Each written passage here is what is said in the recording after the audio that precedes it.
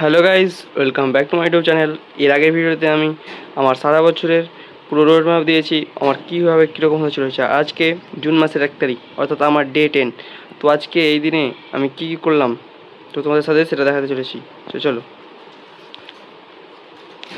দেখতে পাচ্ছ ডে 10 আমি জুলজি লেকচার করেছি।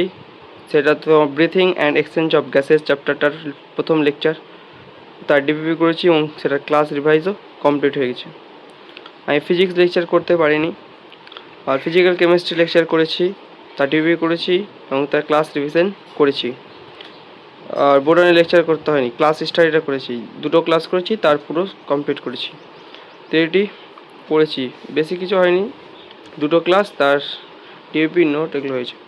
আর আজ এর পরের দিনের জন্য ফিজিক্স বায়োলজি 4টা লেকচার আর ডিপিপি আছে।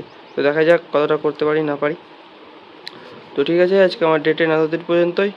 তো দেখা হচ্ছে পরের ভিডিওটা ডে 11। ততক্ষণের জন্য সবাইকে গুড লাক এবং ভালো করে প্রিপারেশন নাও সবাই। ওকে, থ্যাংক ইউ।